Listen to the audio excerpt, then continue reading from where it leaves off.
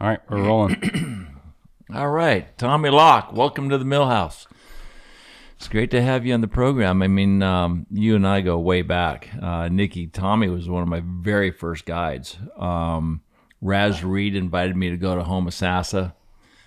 I don't even know.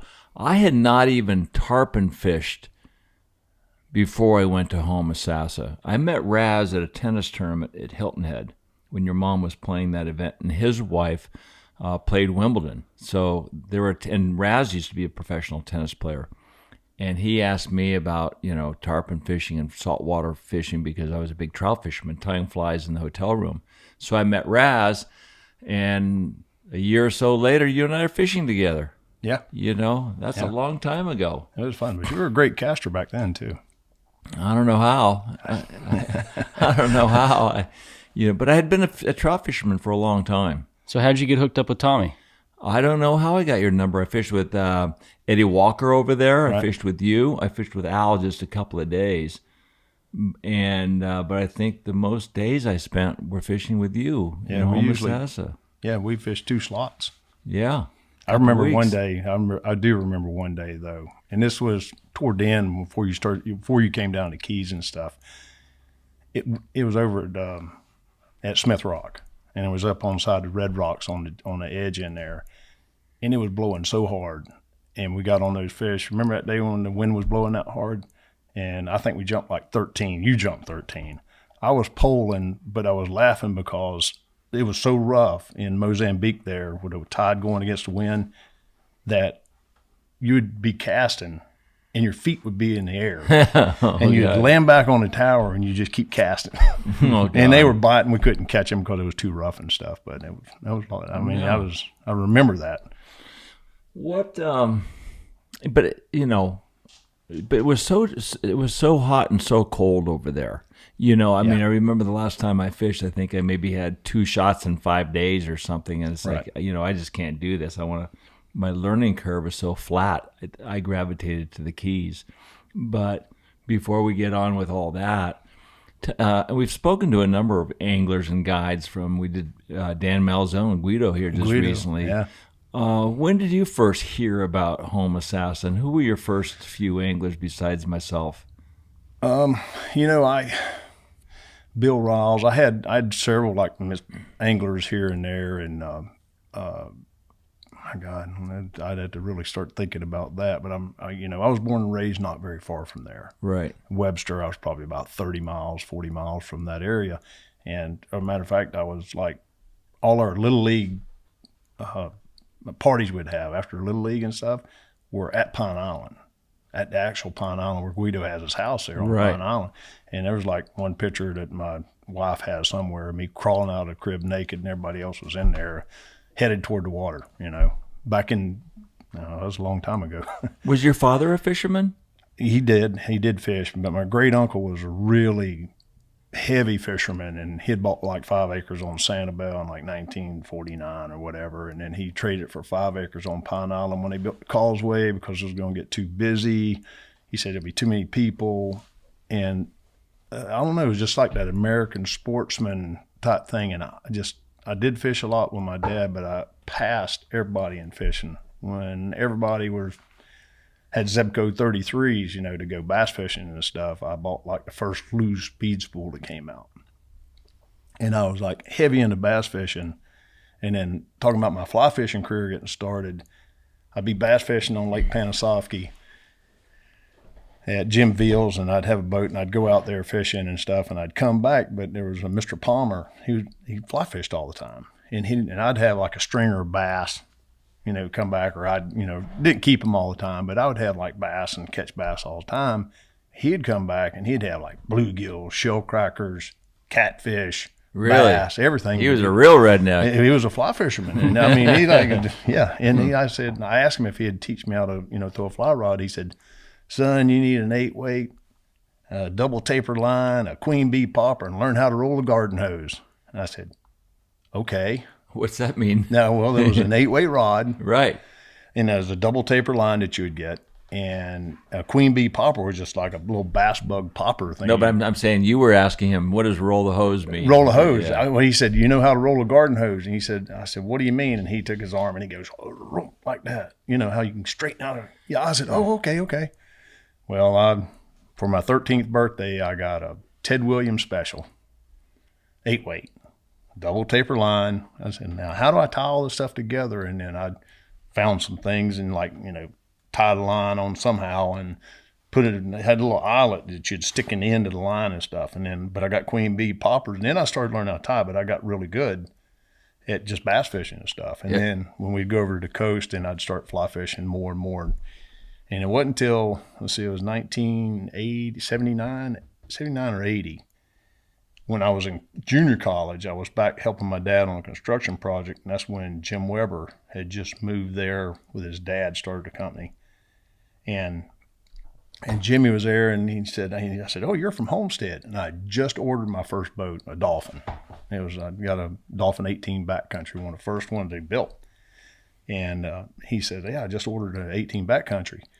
And he says, I just bought a 16. He says, I'm not fishing, bonefish and done all that stuff. And then he said, when I found out about Homosassa, he went back in his files, or in his box, he pulls it out, and there was a clipping from when Lefty wrote the article in the Miami Herald. And I said, well, I know where they fish. I said, I've seen them do it. I said, I've been grouper fishing, trout fishing over there my whole life.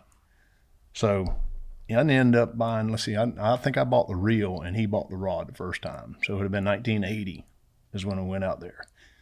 And I knew how to get to where they were. Then we could see the boats poling, but there weren't that many. There was 6 boats, 8 boats, whatever. We could see them poling and look up. And I remember I started off with polarized glasses. I used to have a pair of Ray-Ban yellow lenses, and it was shooting glass, but they were polarized, so I could, it was pretty cool to have those.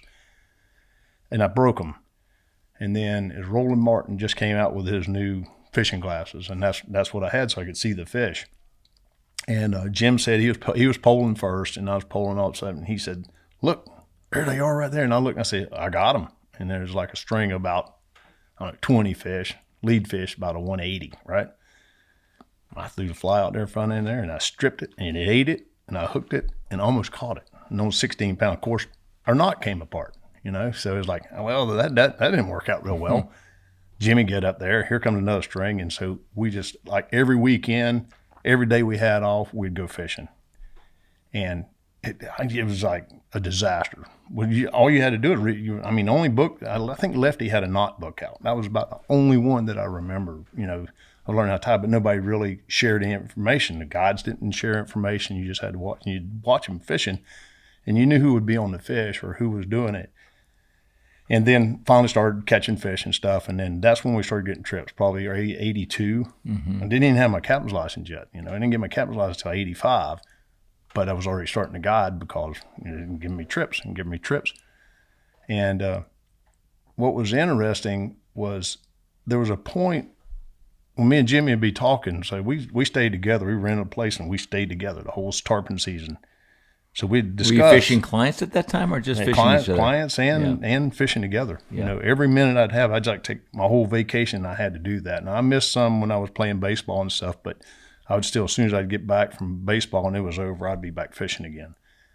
But we were trying to learn the place the whole time. Homosassa is it's a unique place to learn how to fish. When if the fish did what they used to, where they used to come down the flat, they'd leave, be up at Black Rock, or they'd be on southwest of the lot or northwest of the lot, and the cockholes, what we called them back then, and they'd be there. And then about 8:30, 9 o'clock, those fish would come out. They would start heading south, and they'd go by where the high right, we're going to be outside, inside, all depended on the height of the tide, which lane they took, right? So what I paid attention to was who was catching fish. And I'd watch them how they were pulling down the flat, and I started looking at the bottom, and I'd see, okay, where's a rock line going this way? Well, it's a little deeper here. And, those fish are going this direction. And I'd say, okay, well, let me follow that. And then I started finding the bottom. And then I found out where the fish were going on certain tides. So me and Jim would get on VHF radio. You'd get on the radio and you'd talk. And this is kind of when I got my kickoff in fishing too. Was I'd get ahead of people. I'd say, okay, they're leaving. So I'd get on the radio, Jim. Hey, Jim, man, I got to drop my guy off here at the boat ramp. He said, so I might come back out fish or I might not. But anyways, I'm going to idle out. I said, I'm going to pole out and then idle out. And so I'd pole out and idle. I'd run 2 miles offshore, run all the way down south, pull back in, and pull back into my spot. By the time they got down there, the fish were already coming and I was already catching them. So it was like learning that part of getting ahead of those fish was one of the most fascinating things I'd ever learned in my life. So this is when I got my big start in getting better clients and stuff. I was in how did Al and Tom pulled up to me and they said, I need to talk to you. And he said, okay. And he says, well, you're in the wrong place at the right time too much. So I want you to come over to have dinner with me. So then I drove over to Homosassa to meet Tom, and Tom said, I want to take up all your time. This is when he was stopped fishing with Suchek at the time. And so, okay. So I got to fish Tom there for about a week, and then from then on, I was going to pick up after him and fish Tom after that. And then he had his mountain bike wreck and wrecked his hand, and he couldn't come back that next year and stuff. And I picked up Joe Shireen. I started picking up clients. Mm-hmm. So this is kind of how I picked up a lot of my clients. But the fascinating thing, I still remember watching how those fish swam down that flat. Was kind of the coolest thing ever, and how they came down. And when you got ahead of them and you get in the right place, it would be strategic too. I mean, you would have there was only about 6 or 8 of us, maybe 9 of us that really knew the southern flat and how it happened. Right. It was there was Al, there was Guido, there was Neil Sidvarskin, Ronnie Richards, Jim, a handful more, and we would pick our spots where we're going to go. But you had to get ahead of them. So we had to get ahead of the fish, get outside of them, get ahead to get down south on that outgoing tide when those fish came out. So they'd come down and they'd settle down into the bottom down there of Igers and stuff, and then they'd come out on the Guido line. And then there would be another backup place behind that they went. So you had to fish these fish through, and it was the coolest thing ever. And, oh, God, I had to think about, that was a lot of years. Well, we were speaking to Dave Dankert last night, and he was talking about fishing Florida Bay and about how he fishes the contour of the bottom as much as he fishes about the fish, and it's about the water level. Right. So you're saying too, you're confirming that that's how you did it up there. But growing up, you were a big baseball player. You're an archer. So sports were a big part of your life. And when I look into your eyes, what's up with one of your eyes? Did you lose a? Yeah, I had a nail hit me in my eye, and I have an artificial lens in my left eye. You had a nail hit you. Mm-hmm. How? My dad was a contractor for like 55 years, and took me out of my baseball career. I hit a nail. The nail took you out of your baseball career. Right. Yeah. I was, I was 24. Right. 24, playing baseball, fishing. And I'd just come back I just made a team up, an independent team after being released from the Braves and all this stuff anyways. Then the Orioles wanted to pick me up, so I drove back to my house. And so you were a professional baseball player? I played minor leagues, yeah. Wow. Yeah, so that was a long time ago, but it burned me out. Baseball burned me out. Let's go to the nail reel first, then I want to hear the baseball story. So what happened to your eye? Okay, so anyway, my dad had a project. I drove us 26 hours back from Utica, New York, got to the house and woke up, midday the next day, and my dad said, hey, I got these hurricane straps need to be nailed in. Can you go do it? I said, sure, I'll do it. So I grabbed a nail apron and I ran over there, and I was inside some partition walls in a bathroom, and I was nailing these straps in with a hammer. I'm not sure, nailing these nails in these hurricane straps, and the sweat was dripping in my glasses, so I had to pull them down. And I hit a nail and it glanced off. And when it glanced off, it hung in that strap and it came back. It went into my iris and cataracted my left lens. And then, fortunately, I went to called the first doctor, he's on vacation. Called the second doctor, he's on vacation. and it put me to the Waterman's Hospital, and Dr. Panaccio was my doctor. Just got out of Florida. He saved my eye. And then after that, Your vision was impaired? Well, I was, let's see, 6 months before I could be fitted with a contact. So I didn't have a lens in my left eye. And what was that like? Oh, horrible, because you Can't see. can't see. Well, I couldn't see out of that eye, but you can see out of the other one. So your brain's still trying to see out of both eyes, and so you're tripping over everything. You're running everything. It was very difficult. How well can you see now? Oh, I got 20/20 vision in after the implant, and I got a little stigmatism in my left eye, but my other eye is real strong, so my sight's still real strong. It probably helped my vision in my right eye better because I had that impairment there. But the hardest thing is your brain separating out. Like a matter of fact, when I got fitted with a contact after that was a hard part, because when you put that contact in, now you're seeing double. And the doctor says, oh, you won't be able to see, keep it in but about 15 minutes. He said, because you're going to get dizzy. I said, what? I almost threw up the first time I put it in. It was like, I was seeing two of everything because your brain's separated. After a while, you get where I can look out of one eye and see, and then I can look out of the other eye and see too. So what was happening is that your eye was evolving to life with only one perception, one eye. Yeah, your brain separates.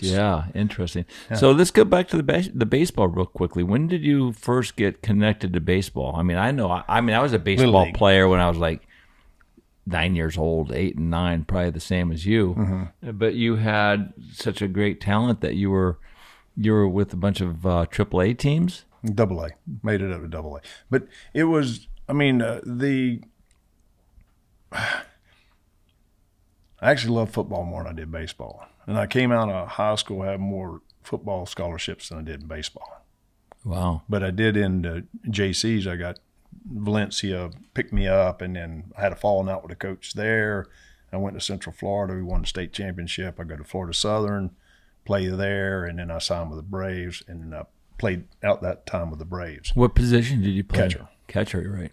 Catcher. And thank God my knees until now, but have been pretty good. So, but I really got burned out on baseball, and it was actually in college. My coach, he played. I was probably the better catcher that played full time. He had to use my bat, so he used that part of me. Mm-hmm. But then he wouldn't let me get the time that I needed when I was at Florida Southern, and then he goes somewhere else. But I was recruited by the pitching coach, so it was like it was all that. So the politics got into it, right? And then we got professional ball. The politics were there too. Wow! Because if they want to make you play that many years, everybody's pretty good. Did you leave the game, or did the game leave you? Actually, did you? I left the game. I think I left the game because you know what? I was fishing all the time, and I don't even know how these guys do it today. Because I got my nephew plays, and they play this travel ball, so they play year round. Right. I'm an outdoorsman. I love the outdoors, and that's what I love. And it took me away from it. I didn't get to do it. So I got angry at a point when I was still playing. I was like, I'm done. I'm ready to quit because I don't like this anymore. Right. Because everybody else get to go hunting or go spring breaks and college and stuff. I had to play baseball. I never got to go skiing. So you never wrapped your head around being a professional baseball player, and that's what you did. Yeah. I did, but here's the thing. Because you wanted to go fishing and do everything else as well. I don't think it's that as much as the people. I played with just as good talent in high school as I saw all the way through professional ball. Not everybody, there's like these few, but these guys could have made it. I saw pitchers that could have made it. I saw pitchers get released that could have made it. But it's all been politics on, okay, here's here's how I talk to my clients and I tell them about it. I was like, okay, Johnny Bench played 10 years past his prime. His knees were shot and he couldn't hit anymore. But Johnny Bench was a gate receipt, and those people are not going to lose that. Right. So that's why I felt about baseball. Well, also it's sure, they can read the numbers, how many hits you get. Mm-hmm. Your batting average is X. Mm-hmm. you have a Golden Glove because you ground so well. You know. But look at this right here. I mean, this is another thing is, you skied at the top of the game, Right. but it was you.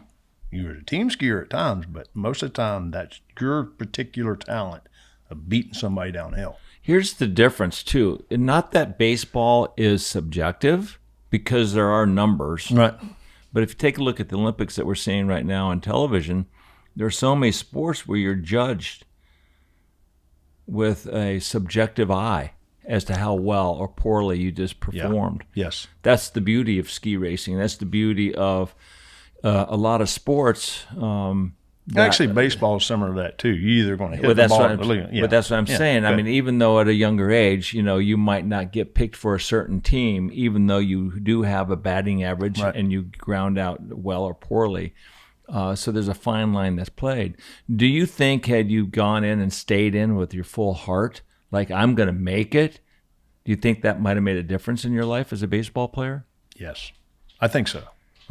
Because you were a little bit what's the word I'm thinking of? You were a little bit you had too many options, too many hobbies that you love to perform and participate with. Yeah. But here's the part that I think about too, Ian, is how many players that did put in that work, and then one coach didn't like them because of something, right, and he doesn't play them. Yeah, no, I get that. When you're a racer, you got to be. You're the clock top. doesn't lie. But also too, here in ski racing, even though you might not have won a race or two or three, at a young age, a coach can say, I know there's talent there. Right. And we have to work with this kid and make sure he doesn't get hurt. And as a mentor, you say, look, you can win a race in these locations, and these other locations you cannot win there, but you can definitely lose the race there. It's like in a golf tournament. These are certain holes you cannot attack. You've got to just say, make par in these 3 holes, but the rest of the course you can attack. In baseball and in all sports, talent is obvious to the guy who's got a refined eye, like in a fly cast. Ted Williams. So here's the problem. I think in all sports we lose a lot of talent because we don't have the mentors and as the professional people saying, no, you're going to do this and you're going to make it, but it's going to take you a little bit. Yeah. Patience takes time. It's like fly fishing. You can see somebody who's a great caster, they want to do it, but they don't have enough time. They don't apply themselves. And then it's like, Nikki, I can't take all my 3 boys and say, okay, you're all going to be fly fishermen. Like the old adage, you can lead a horse to water, but you can't make it drink. So all my boys saw a mullet and they saw my boat when they did this. They caught snapper off the docks, but he was the horse that wanted to drink the water. So he's here. So now I can work with him. Right. Do you see in your life where there might have been a mentor that could have done that and said these things that didn't? Because as a young athlete, you don't have the wisdom and the understanding of these dynamics. True. And I had that person, of course he passed away, it was George Genie. He was like, the guy was incredible. It was in Little League. If I would have been full-time with him, he's the one that kind of really taught me. And my bat was probably one of my biggest offensive things is like, I could hit long ball. I could hit for an average. I could hit real well. But when I go to college, you don't have that choice. You're recruited. Mm-hmm. You go play for them, or you go to minor leagues. Bob Veal was our pitching coach when I was with the Braves when I first went in. And he says, son, you got the talent to make it all the way to the show right now. He says, you got 2 years, 3 years. He said, if you're not going to make it, it's an age thing. It's a factor. When you're 25 years old, if you hadn't made it, you're not going to make it. Did your eye prevent you from making it? No, I think your injury? It did. That took me out of baseball because once I did that, I was a year without, vision. Well, that's that participating. judgment at hitting a baseball. I can't hit a baseball real well because now I don't even know if I could now, because it takes you away from it. I mean, you're so tuned in when you're hitting back then. I used to let a baseball like cross my shoulder right there and watch it, and I could see it when it went by. Right. And, getting these, streak hitting that baseball looked like I don't care how hard they're throwing, what kind of breaking stuff they're throwing, thing looked like a basketball coming in. You're just like, oh, yeah, I'm going to kill it. So you were forced into becoming a fisherman? Nope. I was already fishing. I was already guiding when I was in college, and I got burned out on baseball. But it forced your hand to be a full-time guide? I wanted to. Okay. I told everybody when I was in college, I said, nope, I'm going to be a fishing guide. That's what I'm going to do. This is my mission. Yeah. And it wasn't to become the difference in the way I look at guiding compared to maybe a lot of other people. I mean, a lot of people, it's fame or whatever it is, easy life or whatever. Mine is a challenge. And I'm challenging I got one competitor other than an angler on the front of the boat. It was the fish. Right. Why is he there? We were just talking about it earlier before we started this on, okay, this temperature is here. Why is that fish there? That fascinates me. Mm-hmm. Do you think that's my drive. Do you think most of the other guides think in this level, this sophisticated level of placing or connecting the pieces? The good ones. The good ones, they really... You know what? I see that because a lot of times the conversations are way beyond the fish itself. It's why the fish is there, which is what you're talking about. Always. Now. Have you always had that sense of feel? I couldn't stand it not knowing why he wasn't there. Right. I mean, why he was there, why he wasn't there, how'd he get there?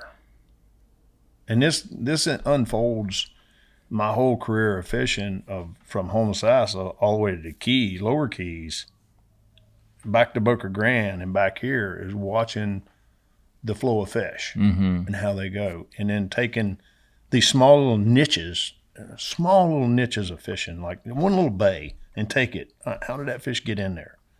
Why does that tide come in that way? How does it get there? Okay, where do the fish stack up on that specific tide on how they're going to feed there? Is it temperature? Or is it current? Is it food source? Most fish are lazy as hell. Mm-hmm. They don't really, want to move from where they are. Permit, they're a little different. they do what they want to do. But tarpon are seeking out like temperatures right now. But I start putting this piece together, and I really remember in Boca Grande really putting a piece together of knowing where the fish were going to show up at that bay at that time. Right. Early season when it'd start, I would follow. I'm like a little weird, but I'd pull up the comp stations and find out what temperatures were offshore, because I knew they were coming from either offshore or coming up from the Lower Keys or coming up from Florida Bay, headed up that way. And I needed to find out what the comp stations were to find out where they were going to show up. Because sometimes if you look at a map, you'll see the Caloosahatchee River, and it's a straight shot to Boca Grande to Charlotte Harbor through the Caloosahatchee River. Caloosahatchee River right through Mount Lachey right there.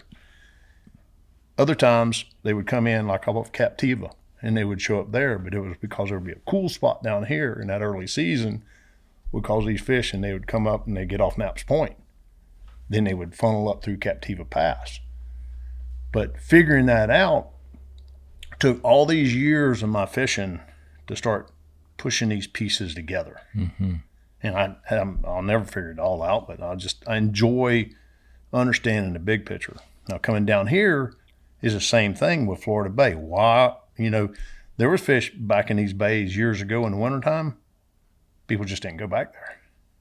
It was too far. You'd run out of gas. It was like the motor burned so much fuel, there was somebody. But you're talking back there in the 50s and 60s then. There were still fish there in the wintertime. Oh, of course. They were everywhere. Yeah, in May. They're there right now. Yeah, and everybody's like, oh, no, May, June. It's the tarpon season, but it's not. It's a year-round process. And right. I fish for tarpon year-round. I fish for tarpon every day. And then if I don't have a chance of tarpon, then I'll fish for everything else. Right. But figuring those patterns out, how those fish go, is just like we were talking about Homosassa. I'm kind of dropping back on that a little bit. But how those fish would come through those rocks is what fascinated me. Right. And how I got in front of them, that was. But even cooler than that, one time, I'll just back up a little, or not back up, but go to forward a little bit when I was fishing brine tang on 8 pound, right? Poon tang. Poon tang, yeah. But I tell you what, he had some weird ideas on how he wanted to do things, and this was back then. What was a weird idea? Give me an example. He would have an 8-weight reel. He had an 8-weight pillar that he fished with, and he had these lines and he'd cut them down. 8-weight pillar. What do you mean? What's a Seamaster pillar? Oh, okay. That's his reel because it was light, and it was, he used an 8-weight because he couldn't break off 8 pound tests. We fished 8 pound all the time. And he had this idea, and he had built these lines. He had like a teeny top line. He would cut lines down and make this, and he had a 6-weight running line, an 8-weight head. So he was thinking line drag in the water once he got the fish had on. amnesia behind it and all this other stuff and everything. But he had great hands, okay? We hooked the fish at like 3:30 in the afternoon, real close to where we were fishing, but it was in the Guido line. This fish came out, and it was about 3:30 it comes out. He hooks it. That's about a 165, 170. On 8.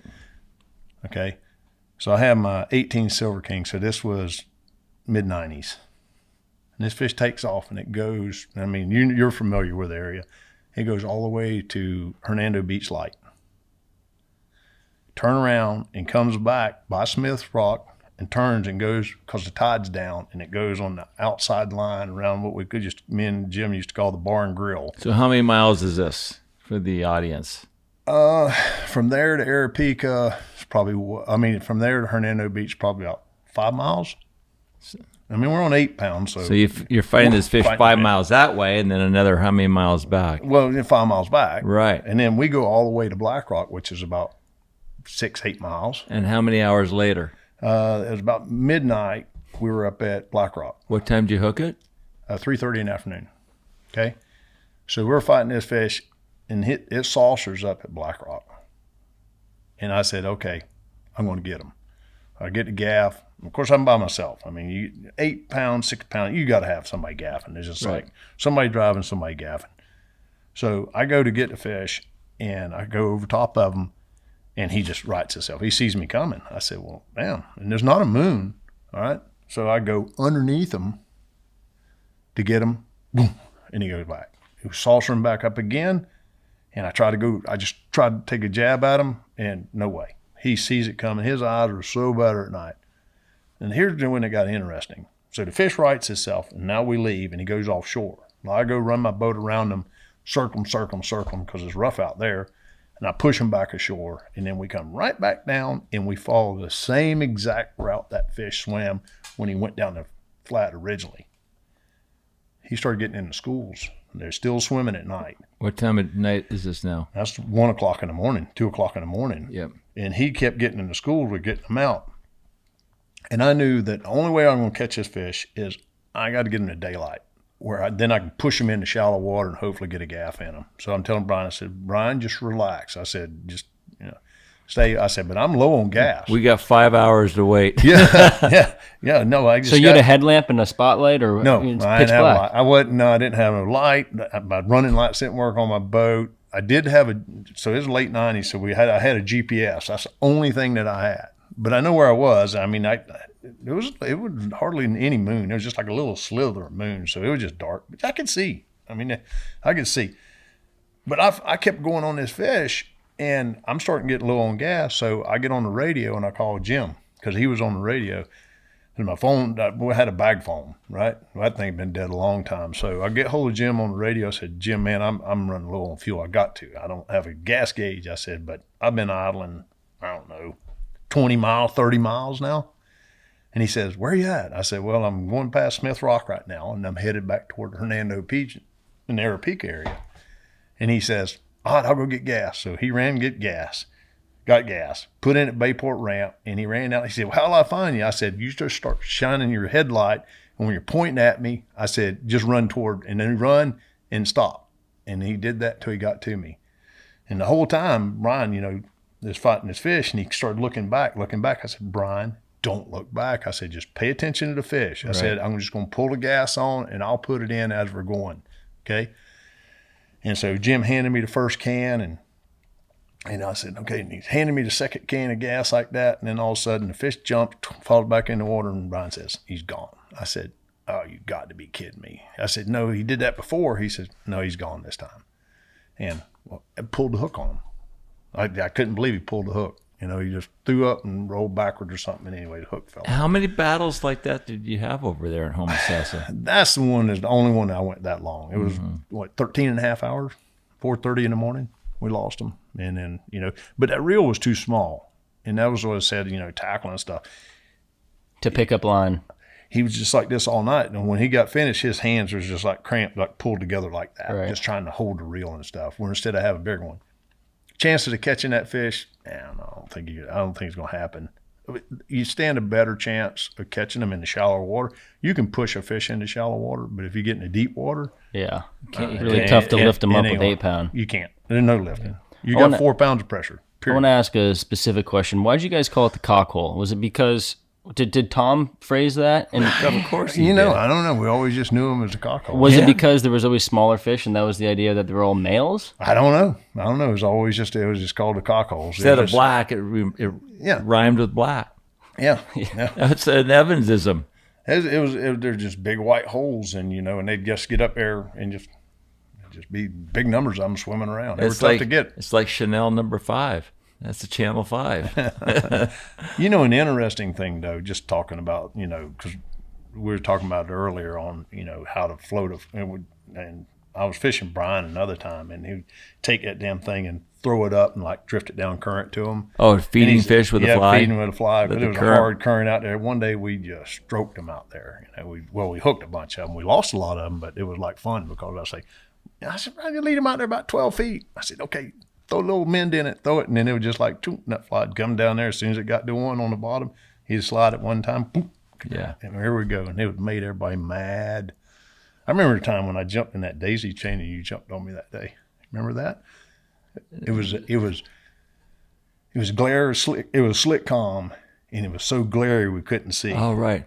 And I was poling, and then all of a sudden I stepped off the side of the tower, and I jumped right on the edge of the daisy chain. He said, "What the hell did you do that for?" I said, "Hell, I didn't mean to." I remember. I think I had a Mercedes 280. Yep. Little car. Yeah, I got tickets all the time. I was I got tickets. I got tickets with Volkswagens. I was always going fast. I got halfway to Homosassa, and all of a sudden it started leaking oil, and I can tell because I got pulled over for speeding, and I had oil over the back end of my car, so I put oil back in the engine, and I went back to Boca and got another car, and I didn't get up to Homosassa until very early in the morning. It was almost all night it took me to get there, and that whole day I'm like sleeping on the floor of the boat, and Tommy would say, "Okay, I got some at 10 o'clock. Wake up! I do remember. Wake up! Where are they? Get up there and cast." Yeah. But there was a number of guys that were so possessed with the record trying to catch these fish. Were you into the record game, or you just into fishing and having fun with these big fish? I like the records. Yeah, I really did. I had Brian. It was kind of the main one was on the 8 pound, which is tough. And I had Bill. I've hooked and caught some big fish with Bill up there. Bill who? Bishop. Okay. I remember one time though. That Bill, the first time that I'd fished him up there after he learned how to cast stuff. First time I fished him up there, I had some fish coming, and he's a really good turkey hunter, like top of game caller and everything, does these seminars. And I had a guy that I went to college with, said, "Hey, I got a guy I want you to meet. Let's go to Safari Club." And I said, "Okay." I went by there and met him, and he did a turkey seminar, and then he wanted to come tarpon fishing. So I took him out tarpon fishing the first day. First string of fish comes up. Of course, he had a little bit of wind coming through the middle of the boat, and he throws. Anyways, he stuck me in my arm, and I reached back and I snatched a fly out. I threw it in the water. I said, "Go, go, go." He said, "No, I can't. I just stuck you with a fly." I said, "No, you better throw it now." So anyways, he throws, and he couldn't get it out of the boat. And then so I gave him one of my rods and a reel, and I said, "Here, take this right here. Learn how to cast. Come back next year." He came back next year. He could throw. I fished him in Boca Grande first for like 3 days, 4 days, warmed up. First time now he's legitimately fishing in Boca Grande. Homosassa now. Those fish fight harder than in Homosassa. And that early season, that's probably one of the hardest fighting fish I've ever seen in my life. And until you've hooked them before, so you know, got a good idea. These fish are, I mean, they go due west. They're gone. Right. But I had Bill there, and I had a string of fish coming, about 6 fish coming. I said, see him coming? He said, yeah, I got him. Said, go ahead. Laid it out there, and he hooked this fish. Fish came up, boom, good. He set the hook on me. He said, I got him. He said, but he's not going anywhere. So I said, hit him again. He tightened up again. He said, he's still not. I said, hit him again. Hit him again, and I just stomped the bottom of the boat real quick like that. And fish, it looked like he was taking it, trying to rub the fly out on the bottom. He was like, on the bottom of the sand was coming up off the bottom like that. And all of a sudden, he just like launched about 25 feet greyhound. Landed in the water. Bill turned around and looked at me. He said, that ain't right. I said, welcome to Homosassa. Welcome to Homosassa. That thing like took off like a rocket ship. Well, so you just moved to the Keys from the Boca Grande area. What were you seeing up there that inspired you to move here? Well, because you basically grew up in that area, correct? Yeah, no, I grew up around Homosassa, is where that's where I was when born. You're younger, but your adult younger, life. I spent a lot of time in my younger life in the Boca Grande area, right, down off Cape Costa and stuff. And I really loved it. The fishing got tough. I mean, lots of fish. I mean, like right now, the snook population's off the charts. But the way the boats run around there, it gets to where you almost can't catch those fish anymore. I mean, it's not fun. I was starting to get so angry every day I'd go fishing, and my wife would say, what's wrong? I said, well, I got run over. I mean, these guys will just stay running up down the fish. I can't catch them. I was like, I'm getting angry every day. I can't, and she said, okay, we're just going to have to move. Wow. And this was after 3 years of me just getting angrier and angrier. And it was just, I don't understand how people treat a fishery that way. Mm-hmm. These fish are swimming this route. Why do you take a tower boat and run right through the middle of the fish on the plane that the fish are coming from? They just don't know better. Well, they're hunters. I mean, these guys, most of them go, deer hunting. I don't drive them a truck up to a damn tree stand and climb up in it and leave it running, do I? Well, you would think that if they would understand the fish a little bit better, they wouldn't do that. I'm thinking they just don't know any better. I don't know, but I just got so angry with that situation, and then it was that, and then there was more tower boats running down the shorelines to where the snook and redfish got almost uncatchable. I mean, it's just like, right. So I'd get angrier and angrier, and I kind of would fish in the Keys quite a bit before I went to Homosassa, and so I was really I've been wanting to. I left the Keys in the late 80s because I didn't want to raise my kids down here. So you were here in the early 80s. Early 80s. For how many years? Or late 80s. So mid to late 80s. Right. About 5 years I was in Big Pine fishing good. a lot. And I didn't want to raise my kids here because you just realize I was seeing a lot of black boats running down the middle of the channel at night and no lights on, but it was just running drugs, And then I looked at a lot of the guys that had kids, and they were in trouble and stuff. And I said, no, I can't do that. Right. That's when I moved to Boca Grande area. Well, I went up and I tried on the East Coast. My wife, she's from Orlando area. I played baseball with my brother-in-law in college. And years later, I meet her. And anyways, I fell in love. And she's probably my greatest friend I have. She is my greatest friend. All my kids, too. But I go up there and I tried it there, and the area was so small that I was like, okay, I can't take this. It's just not enough real estate for me to learn. So I said, I'm going to see if I can move my guys home to Boca Grande. When I moved there was hardly anybody fishing the backcountry. Right. It was off the charts. Right. I mean, I found fish that nobody was fishing, and especially nobody fly fishing. A lot of the guys from Punta Gorda and Port Charlotte, they didn't fly fish. I remember one day we were up on the hump, and the crabs were floating up on the falling tide, and we're dipping crabs, and we got spinning rods. And I mean, I don't care how I catch a tarp. I mean, sure, I'd like to catch them with a fly, but go buy a dozen crabs like we did that one day, and go look for a big daisy chain. I mean, oh my God! I mean, fishing's fun. Why not? Yeah. But I could see why you had such a great time there, and it must have broken your heart till you get to the point where you can't even fish. Yeah, I'd get aggravated. You got to realize I grew up in a time when if you had a problem with somebody, you go climb on their boat and discuss it right then, or meet them at the dock and get out. And you can't do that anymore. Right. I don't know what is going to happen if I run into that situation again. Well, you'll probably get arrested. So when you moved back down here to Islamorada, was there any animosity or hostility from the guides that, were true conchs? I fished by fishing all the tournaments and stuff here. I got to know a lot of them. I hadn't ran into any problems with that. I think it's because I have my own clients, and I'll share clients with them too. Mm-hmm. And I respect them, and I respect their water. But the biggest problem I see, just like in Boca Grande, is how much water is available and how crowded it is now down here. Yeah.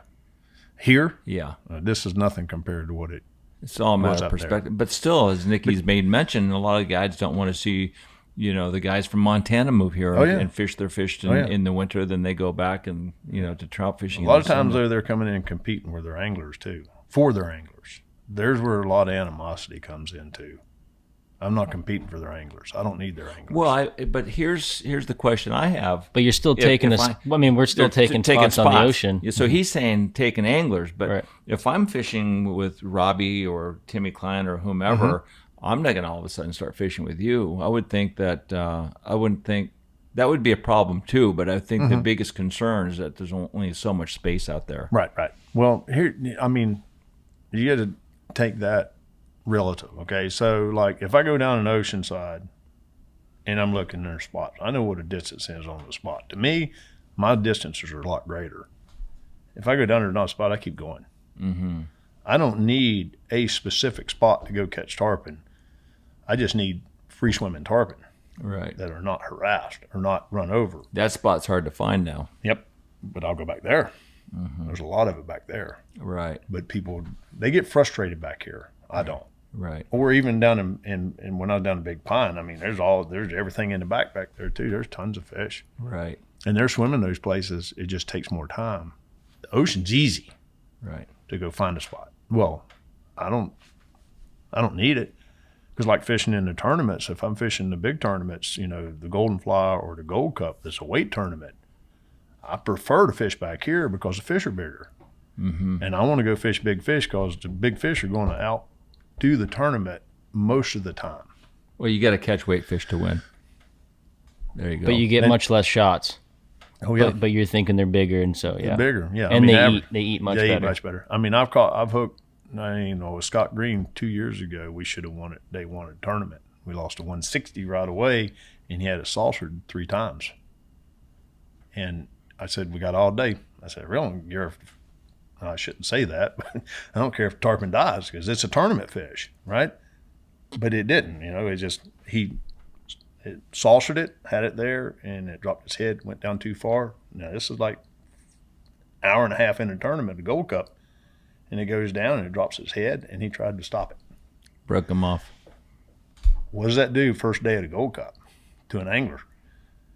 I didn't know if I'd ever get him back up to throw to another fish, but we hooked 2 more good ones that day too. But It's like it puts you in a spot in a tournament. You don't want to do that. Here's what happens, and I've been there before, is that sometimes when you get, like we're talking about closing a tournament, closing any sport of a sporting competition, you're leading a baseball game by 1. It's the 9th inning, and the other team scores or they don't. How do you close?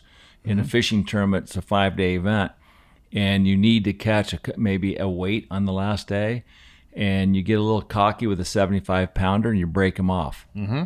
Now what happens as an angler, you're afraid to break another one off, and you don't pull as hard or you don't set the hook as hard. Then you jump 4 off.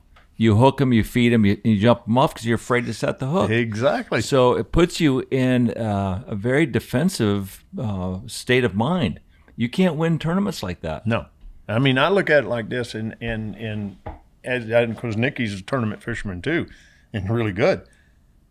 If the angler come in there and was competing against a fish, you got to think about this. Before that tournament, okay, in April I was fishing Scott in Boca Grande. He put 4 fish over 120 pounds in my hand before noon. over 120 pounds in the harbor, and it was cold. No problem. 16 pounds, just laid them in my hand. I just grabbed and take hooks out of them. And got in that tournament, and that one right there, you had beat. It was like, it was done. That was in June, you know? Look, until you become a refined tournament fisherman, then That's a you good understand the dynamics of what tournaments are all about. And it takes a long time to be in the hot seat before you really acclimate to being in that position. It's like in any sport, you got to be there. You might get lucky and win one tournament, but to win a lot, you're going to lose a lot. Yeah. And then all of a sudden it starts coming together. Then you're going to have a window where you're not going to get beat. Okay. And then the window that I look at, and this is what I try to tell to Scott and other clients and everything that I fish in tournaments. If you compete against that one thing that we're competing against, you'll fish. And that's the fish. But if you start trying to compete against the other anglers and what they're worried about they're doing, it gets in your head. It's just like going in a slump in baseball. You know, you just bury yourself. Yeah, it's hard to stay concentrated. Yeah. And it's very accurate that you're talking about that. I was going to say that's why I have a hard time fishing in the back, because I know what Rob and Dustin are seeing on the ocean. It's like, God damn it. But they can't catch them all the time. No, I understand, but it messes with my head. Okay, we're looking for 1, 2, 3 fish Right. when they're throwing all day long. Okay. It's a mental case for me. I know, but you got to really, you're a good angler, young angler too, so you need to really get this in your mind.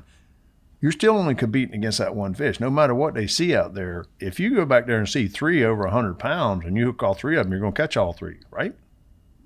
I might hook all 3, but not necessarily catch. Well, no, I understand what you're saying here too, but let's just say you pull the fly out of the first fish that bites it. You know, now you're really, you know, you only have 3 shots all day. You only know you're going to have 3. You know, you've got to wait. You have to fish perfectly. And that's the problem about fishing in the back, where you're only going to get 3 shots all day. You have no room for mistakes. Right. And on the ocean, you might have 50, 60 fish swim by your boat. And I think that's what you're talking about. Right. Yeah. I mean, I understand the numbers game and how you're doing that. But then there's a part of me that disagrees on that, because a lot of it is okay, I missed that first shot. If you were fishing a day and you just say we're not in a tournament and you're on front of my boat and you missed one back there, would it bother you? No, not at all. Yeah, I'd be And pissed. you would catch the next one that came by, right? I'd be pissed because I know I might Be only have pissed. 2 shots all day. It's like, God damn it, fuck me. Fuck, let's go to the ocean.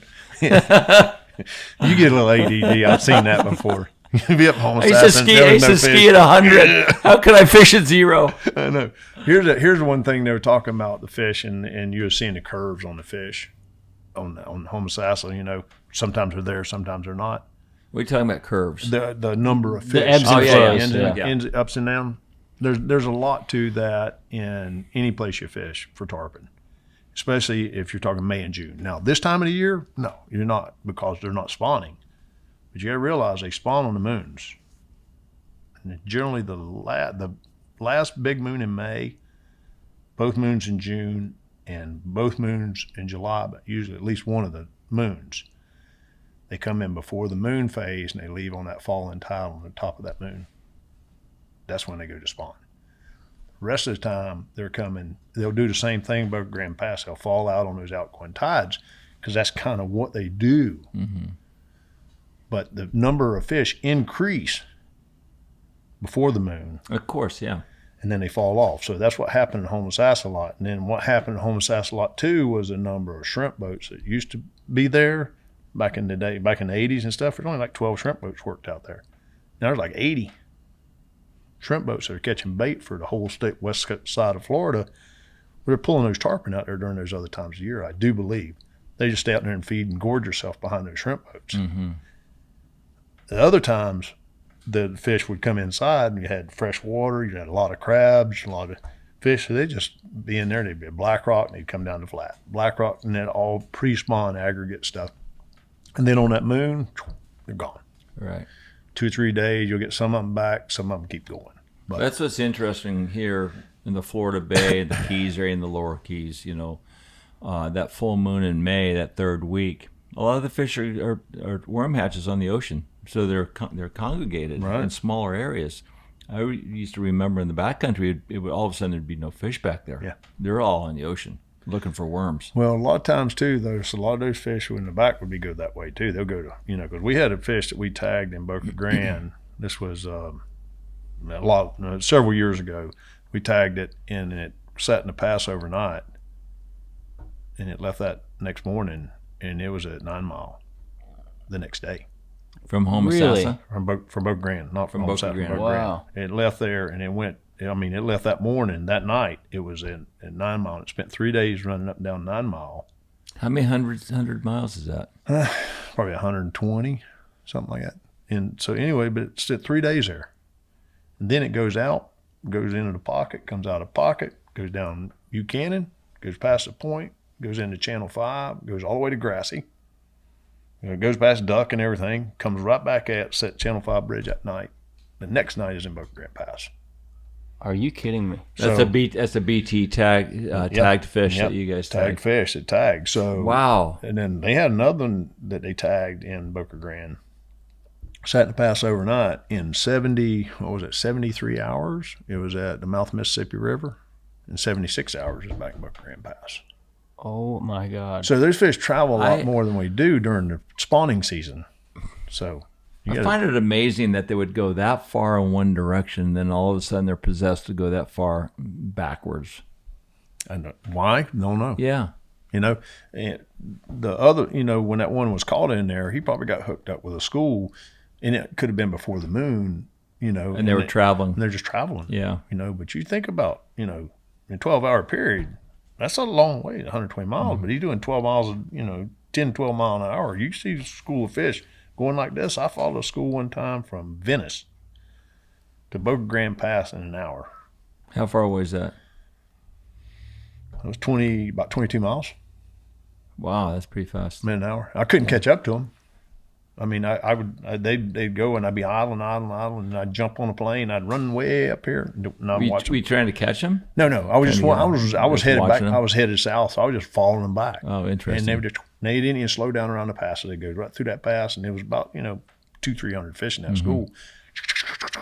And that's how they were, right over top of each other. So we talked a little bit about this with Dan Malzone, but I was curious in your eyes, why did Homosassa, why do you think Homosassa dried up so fast and so quick? Because it seems like there's a good chunk of fish still in Boca Grande, and it seems like there's still a lot of fish in Apalachicola, but it just seems like right in the middle there is a dry spot. I think you just hit it right there. It's a dry spot. Okay. When we'd see the most fish, when we got into the 90s, I remember that my push pole would be covered in salt at the end of the day. My shirt would be white with salt. But in the 80s, in the early 90s, it wasn't. But there was a lot more fresh water that was coming out back then. It was in the aquifer itself. They developed a section in there that took a lot of that fresh water out that used to be there. And I think that is one of the factors. Because I know that Danny was talking about, visiting on your trim tab, see, blue crabs. Right. Yeah, they always have a hitchhiker right there. He'd be always sitting on there. Those kind of disappeared. But I think the amount of water, they used to measure the boil in the Weeki Wachee River by the height of it. It would be like, okay, there was a marker there, and it'd be 6 foot. And now it may be a foot. I don't even know if it's that high anymore. That's how much water used to come out of the Weeki Wachee River. But that would be the same thing in the Chesapeake River and the Homosassa River. And so that fresh water,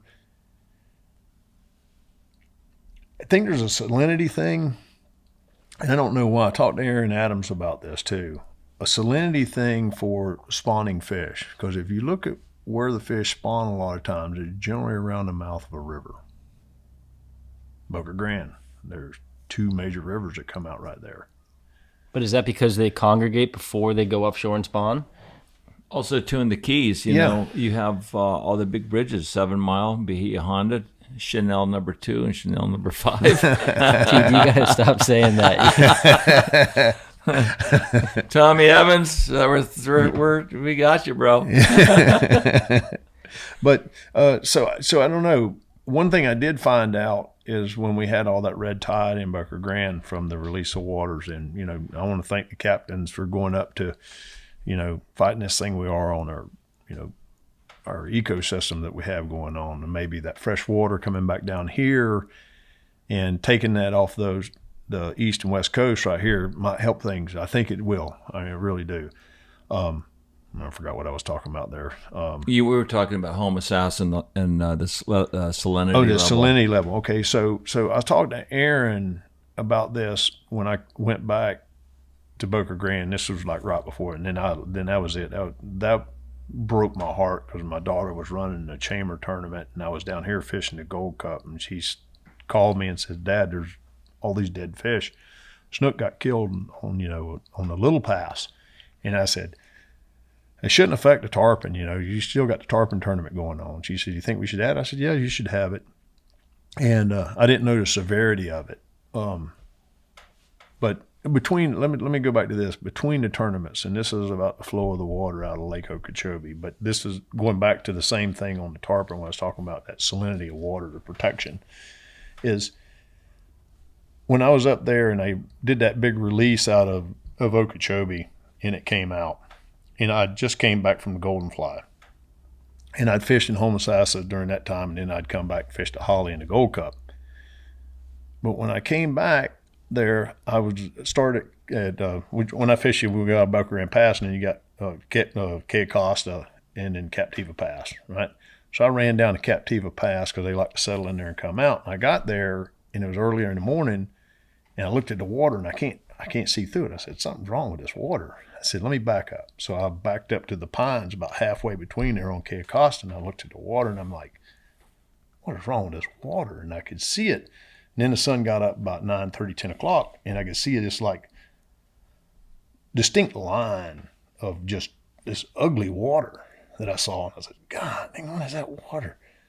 And then I backed up a little bit further, Cape Costa, on the pines on the shoals, and it was just gin clear. And I ran back to it, and then I ran from there offshore 6 miles, and I couldn't get out of it.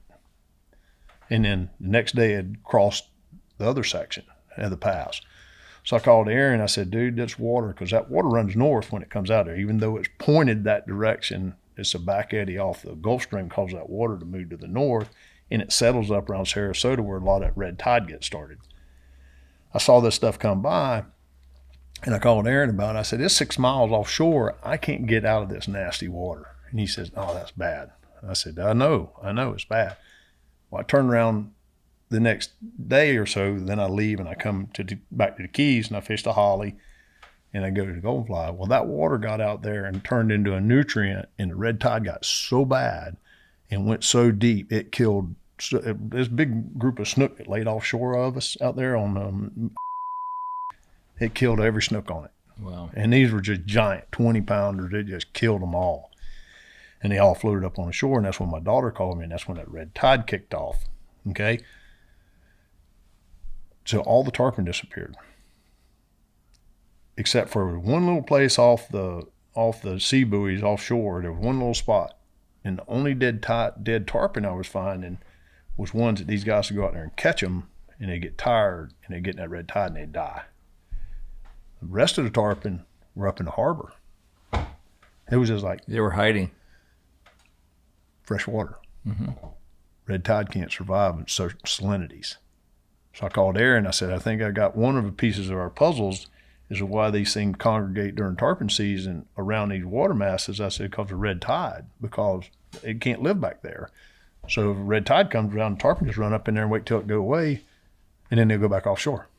Interesting. And so that's the one thing about salinity that we got to have. Is there maybe a protection for it? But all the snook ran up there, all the redfish, everything that from then, that's what made the fishery survive around there, is they all ran up into fresh water, and there was a lot of fresh water coming out. Yeah. So I think they put their finger on the Homosassa scenario with the lack of fresh water. I think fresh water was probably one of the bigger factors I saw there. Yeah. And I don't think you can change. There's too much development there. Yeah. Right. And then it was always a fight. St. Pete was trying to get the water out. Pinellas County was trying to get the water out of the springs there because it was such a large aquifer. Yeah. Well, I want to bring it back to a fun place. I mean, okay. your daughter Wesley's a hell of an angler. Yeah, she's getting good. What is it like fishing with your daughter? She gets mad at me. Does she? Yeah, because usually I'm right, but she's. What do you say to her to upset her? Yeah, I don't really don't. I critique, I critique her just like I would an angler, trying to teach an angler how to get that, cast to them and seeing what happens and how it gets out there and trying to make her. She does have a real fishiness too. I mean, she's very dedicated when she's on the bow of the boat. It's like extreme focus. Hunting. I'm hunting. I'm looking for an opportunity, to do it. So she's really focused at that. It's taken her a while. I didn't push any of my kids toward fishing. All my kids fish, and they all can fly fish. I didn't push any of them at it because I saw a lot of people push their kids into it, and they didn't like it. I remember seeing pictures of you having all the kids, and you have them on your backpack going fishing and stuff too. But they all, each one's their own individual. But she loves it, but she didn't, not until probably in high school. And that's when she really, oh, damn, I really do like this. And then she started catching a few fish, and then so she started getting really good at it. And now she's in the ladies tournament, correct? She's in the ladies, and her goal is to fish all the big tournaments too. Right. Yeah, I'd love to see her. Yeah, she will. I mean, she can get sponsorship. I can't fish her. I'm like jealous. I don't get to fish because of family. Family, yeah, I can't do that. I know, because I want to fish my dad. Oh, I suck as a guide. You don't want me. Yeah, you want Tommy. But I can catch him. I just can't find him. Yeah. But I mean, but that's the thing is we were talking about that earlier before we got started too, on the difference between anglers and super anglers versus a good angler. There's a lot of good anglers getting out there, but they got to get their focus right. And they got to be dedicated. But the number of days they fish is a critical thing. Right. Don't you say that? Well, look, unless you're in front of a fish a lot, and I'm talking years and hundreds of days, I'm going to see something that a guy that fishes a lot won't see. Good. And a prime example is when you've got a fish in a certain situation. The biggest problem and mistake most people make is they throw the fly to the fish. And I really, really believe that real big fish want to be fed by having the current deliver the fly to them. The big fish has got to all of a sudden see the fly right here, but he cannot understand and know how it got there. So like a lot of fish, if it's deep in a certain channel, not necessarily a channel, but an area where there's a lot of current, but he's laid up but deep, I'll throw that fly 30 feet above him. I'll lose the fly, but I know where it is. And I just keep picking up my slack. Now my attention goes from the fly to the fish, and I'm watching the fish. And a lot of times you'll see a fish the body will just do this, or the gills will flare a little bit. And I just strip it on my slack and hook him. It's almost like nymph fishing. It's nymph fishing because I know he's got it. And, I started fishing with really small flies with Timmy Hoover, and I started watching things a little bit differently than what I was taught.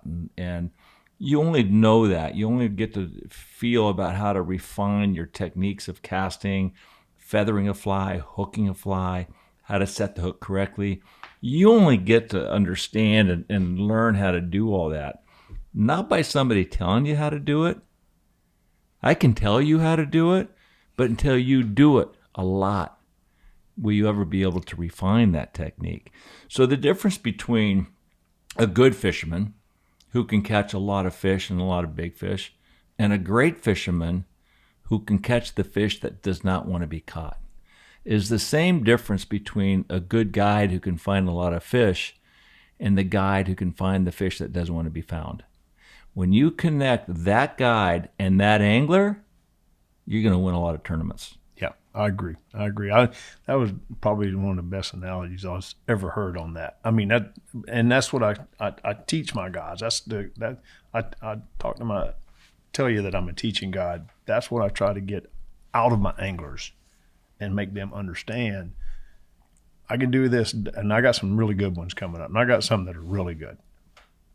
I hadn't been able to get them into tournaments because I'm fishing other people in tournaments and stuff.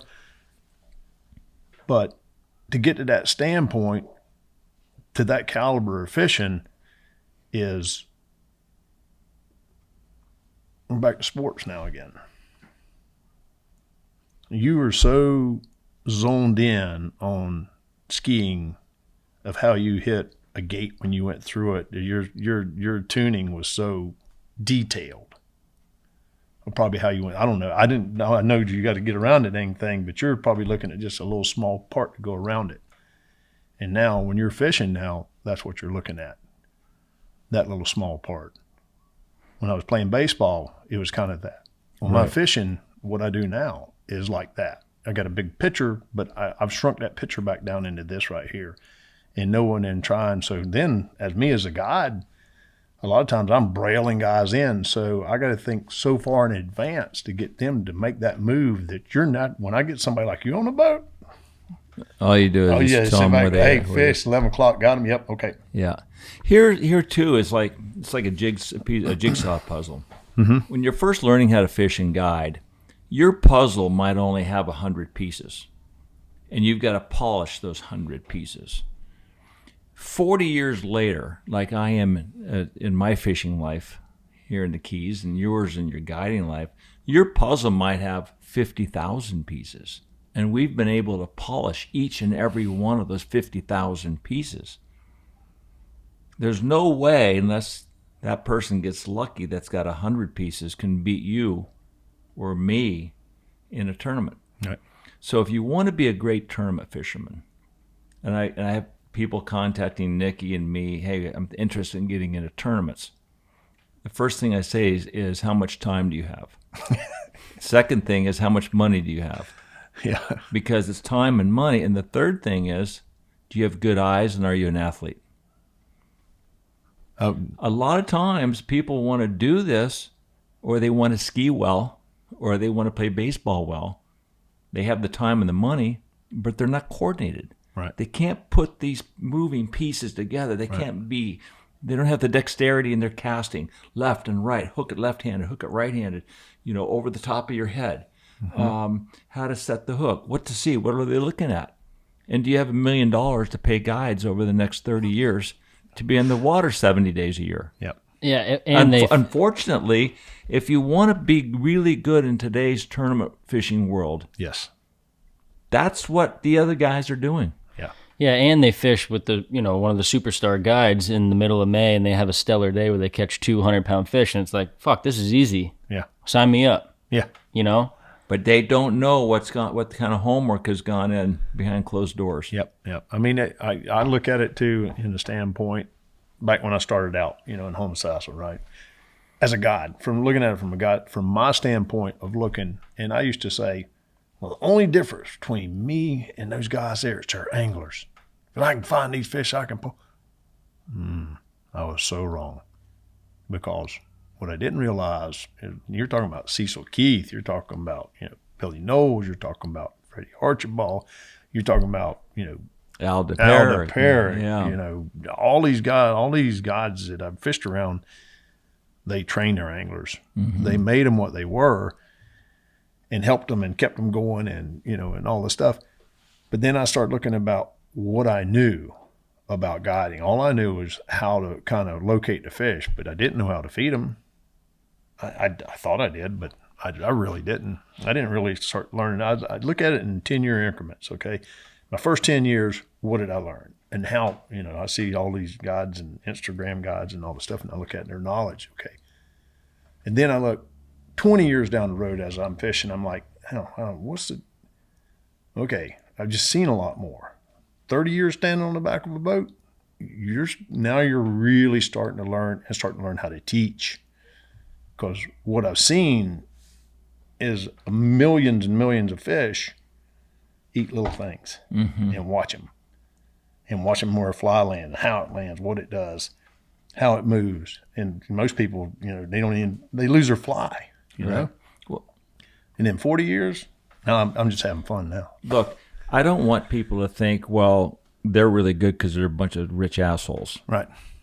Yeah, we're rich assholes, but we've got a heart filled with passion. Yeah. And I didn't sleep for 15 years. Yeah. I would go home and tie flies and think and dream and remember what I saw that day, how that fish ate that fly, what I did maybe a little bit too soon. In the Gold Cup one year on the last day, I was down in the lower keys. Fish is laying there. I put my fly in there, and I started to feed this fish, and he came up with a little slow bite like this, and I slid that fly out a little too fast. I cannot tell you how many nights of sleep. That year, right? After that happened, the following year, I'm in the same place. This is a true story. I'm in the same place. We go through that basin, we don't find any fish except for that one fish that was in the same spot the year before. On my life. Holy shit. I said, there he is. And remarkably, I threw the same fly, the same place. The fish came over and ate it the same way. We caught that 115-pound fish. I said, awesome. Timmy, we need one more fish. We ran around the corner into another basin, caught another one, and won the Gold Cup. There you go. But that was that one bite a year later that I thought about for, I cannot tell you how many times, to refine that. And had I just taken it for granted, I missed another one. But that's what it takes as a guide and as an angler to what goes on behind closed doors. Yeah.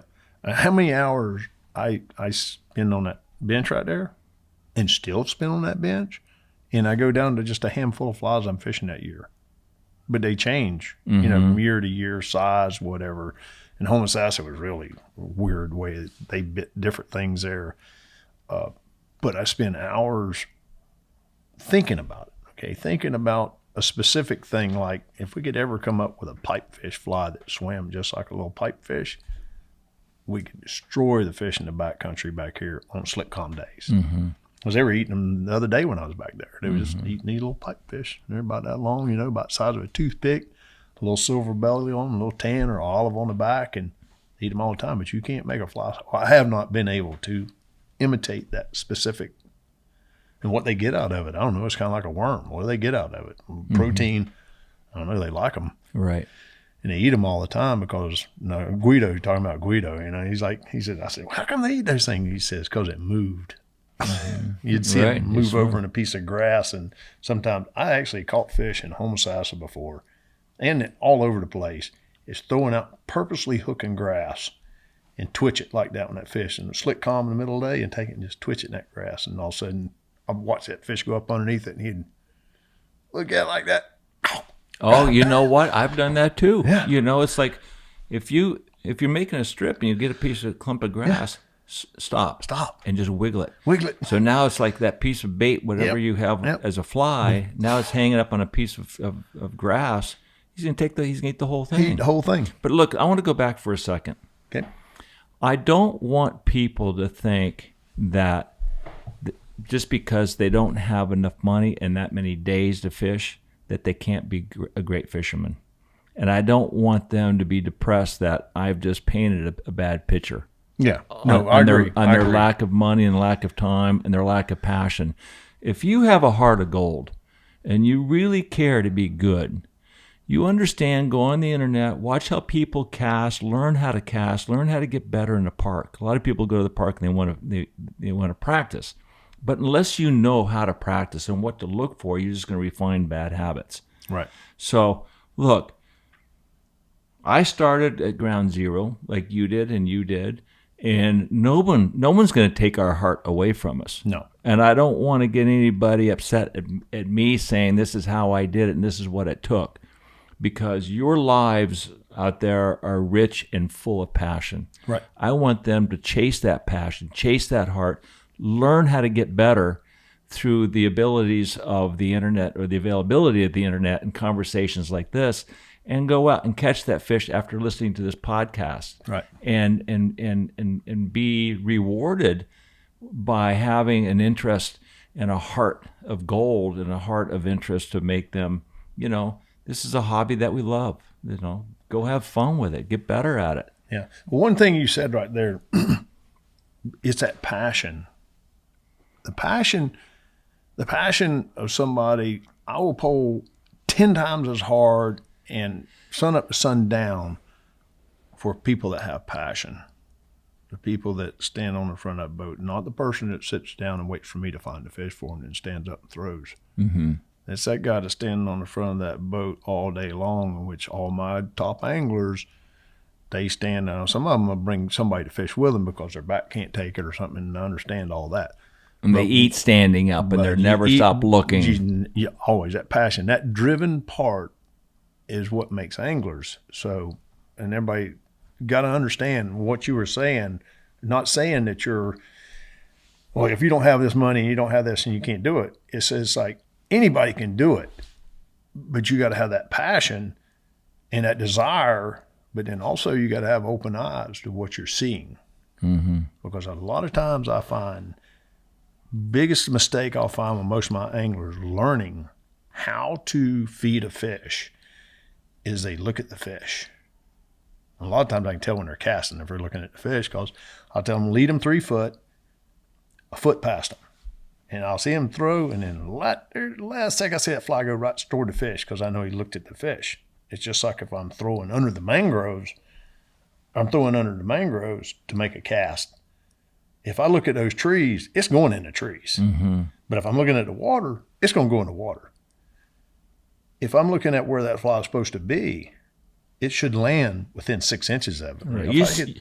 You see that fish out of the periphery of your vision. Yeah. He's not going anywhere. You know, it's also, too, if you do it a long time, you can look at the fish and you know where the fly is going to go because you see that spot where you want the fly out of your periphery. Oh, yeah. Well, that's time on water. That's time on the water. But the biggest part that people don't understand about a fish is when that fly lands on the water, then they look at the fish, then they lost their fly. Now, there's a difference to what you were talking about earlier, a fish in a channel down here, and you're taking a cast 30 feet, and this fly is nothing anyway. You can't see it when it gets there. But you know where it is. But if that fish was on top, I guarantee you Andy Mills knows where that fly is because he's looking at it. And then because when he's watching this in the peripheral vision, he knows what to do, but he sees the reaction of the fish. And a lot of things that I find is anglers, they quit looking at their fly. They move this fly, but they don't know what caused this fish to make that move. They don't even see that. When I see a fish move, I'm looking at the fly the whole time. When my angler throws it, I'm watching the fly. I said, okay, slide it. I can see him. And when I see that fly move, I get the reaction. I say, wait, kick it one time, boom. Or, do something different to get that fish's attention. But I see the fish the whole time, but I'm watching the fly. See, we do it differently. I'm watching the fish. What are you watching? I watch the fish. It's a dance. Yeah, but you're watching everything. You're unfold. watching everything. But you know where the fly is. But I watch the fish because I want to see his eyes. Well, I see his eyes every time. But when I'm feeding the fish, I'm looking at the fish. And I'll do this. It's a dance, obviously. Right. You make this move, you make this step, the dance does this. But the whole time you're seeing the fly, though. I know where the fly is, but I'm looking at the fish's eyes. Right. I want to see what his face is doing. I want to see how much of a crack in his mouth there is, because if he's starting to come over and he starts to crack, I know he's going to bite it. Yeah, right. So I'm tuned on that fish, and I am allowing the fish to close the gap to my fly without moving my fly very far. Right. Most people, they just strip way too fast, and it gets out of the feeding zone, and or if the fish is following, you pull the fish closer to the boat, and pretty soon the fish is going to feel the boat and he's going to turn away. So allow that fly to stay where it is and feed the fish right there. But I always know where my fly is, and if I go here, just a tap, I don't need to watch that. Right. I want to see what that fish is doing. But it all works. Right. The reason I do it, I keep my eye on the fly right there try to get my anglers to keep their eye on the fly is in order to be able to, what they did is what triggered that. And then once that's kind of built, you got it in your mind already what the fish is doing. You're watching, you've already seen the personalities of a fish. Mm-hmm. They have not seen it yet. Right. As an angler, they need to be able to see that. They need to see what causes that. Right. But you did say one thing, and this is, emphasizing on people fishing, especially worm fishing, where you are two-handing or you're ticking or whatever they want to do right there. And you see that mouth crack, there's a time to stop. And then you got to let it because that fish is sucking in. And I always thought of that because I miss a lot of fish doing that. They slide it out of their mouth. You're always in constant tension. Stop. I know, but it's sometimes tough because they're just that little crack of the mouth. When I finally got Scott Green's gotten pretty good at it now. Scott's gotten, and Richard Christian, another guy I'm fishing the Holly, he's starting to see it now. And I was like, well, you need to practice it all the time. I said, because there's a time when that fish comes up there, every time he's like, you'll see it. I've watched him eating worms, and you'll see him. I've seen him eat crabs like that. Just. Well, yeah, you go down to Robbie's and you throw one of those pilchards in the water. They don't overrun the bait fish. They suck it in. They come in from behind and suck it straight in. Yeah, but it's a fragile piece of timing in that if you see that he is actually eating that worm fly with that crack of a mouth, if you see that fly disappear, he's got it. But I've seen this so often. Let's just say your fly is just out here in front, and he's starting to eat it like this, and you stop. Right? But he doesn't have it yet. I've seen the fish do this. Oh, yeah. You know what I'm saying? Let's just say you're ticking. Yeah. You're doing the doodle here, or if you're ticking with one hand, fish is ready to eat, and you miss your strip. You just miss one strip. It's like, where's the love? You know, they all of a sudden they go, eh. And they it's turn a split up, right? second. Yeah. It's that much. But then I'm going back to laid up fishing. Okay. So then a lot of times I would like, bam, hit it real hard. See if you'll pull them back in. One thing I find, especially laid up fish, and here's a little bit different in the bay when we're fishing shallow water and stuff. But if I'm like, back on the end of the park where the water's a little dirty and I see a fish laid up, or even in Boca Grande too, when they sit up there and they lay up, you see a fish laid up like that. If you can get that fly at that 3 foot lead, 6 inches past it, and don't move it. First thing, I want to land. I don't want it to do anything. I want to get there with him not knowing how it got there. Okay, so I land. And I would prefer a 90 degree on a lot of my laid up fish I'd fishing because he's getting more. Because I'm using a smaller fly, so I want a little bit more profile. Boom! It lands, and I let it sink. I wait, and then I want to slide from this eye to this about maybe 12 inches, just and stop. I was like, easy, and it's nice and smooth, easy, and all of a sudden you'll see the fish. Like that. Oh, yeah. You got him. And then I'll hit a guy, he'll pick up. No. What are you doing? It was like, no, he's going to sneak up on it. He just goes down. They want to get a running start. I know. It was like, God, what you're did totally you do that right. for? They disappear. They disappear. You'll They watch sink them. on it. Yeah, but I get to see them, and when I'm up there, when I was up in Boca Grande, the water's super clear. So same thing. I'm in like 8 foot of water. Boom. They don't go down as far as you think they would. They would just slide down like that. And you'll see them just turn. Right. Just leave it there. Leave it. Wait. Right when he gets about right here, I said slide it about 2 inches. You see this big old Got him. mouth around it. So cool. And then they throw it out in the air and stuff like that. But back to something else too that I pay a lot of attention to is like they're backing up on the garbage over there. That's all right. We talked a little bit while Nikki was setting everything up, is actually the hook set, right? It's such a feel that it's a feeling of when to set the hook, or it's really not even a hook set, it's to get tight. Mm-hmm. And each individual has to find it and feel it because there's a timing on everything when you watch that mouth close. Now, when I get that mouth closed, I am sliding to find them. And then as soon as I get them, you do things with a rod, and I see each angler do it differently. But everybody wants to know what it is. I said, no, when you feel that weight and you feel it right, this is what separates, again, the super anglers from the other ones. You feel it a lot faster than anybody else. Are you starting to feel that yourself, Nikki, when you're starting to really feel that weight and get tight on that fish? Right. Yeah, I mean, sometimes it takes a little longer, especially when they eat the fly and come at you. Right. It takes a little longer, but, I just really try to not go to the rod. See, I want to get tight on my left hand first. Yeah, I'd like to see the comparison to see both of y'all fishing together and then watch the difference because I know how you're ate up with it too, but it's just like a timing on hands and how what a person sees when I see a fish eat. I've done weird stuff, when one comes at you and stuff like that. Sometimes it's good to just not do anything when they come straight at you. But it's just a timing on when I see a fish eat, close his mouth like that. Evans was one of them. He's like, when he crosses his eyes, when he closes his mouth, he's got it, right? Slide, got him, right? And then you had Clyde Bosch that didn't do anything. He just got whatever, never held got tight, on. and just held on, and then really never got. I like to get good and tight on one, but I miss very few fish when I'm actually fishing, and I don't fish that much anymore. I just every now and then grab a rod, throw it there, and hook one, catch it. Okay, yeah, I can still do that, but I don't miss many fish, and I found less. When every time I throw out, I fish with Wesley, and she said, "We're gonna grab the rod." Okay, and I go up there, throw out there. Oh, God, how did you do that? So I don't know. And it ends up, and I think about it when I'm setting a hook. Really, don't even set a hook. I just get tight, but it's a feeling on how tight I am. I already know whether I'm gonna strip in and keep getting tight. I don't know. Sometimes I think this fish either he's on or he's not. Right. But there's a feeling that I have in my hand. Well, I think what you're explaining is that you wait for that tightness. Which a lot of times, unless you've done a lot, you're too early to go to the rod. Yeah. And when that happens, the barb never gets past the edge of the bone. Oh yeah. So you've been the rod, it's over. Everybody says I jump 10, I can't catch them, especially smaller fish. The reason you can't catch a lot of small tarpon is because their head is so light that when you go to set the hook, you pull the head. Yeah.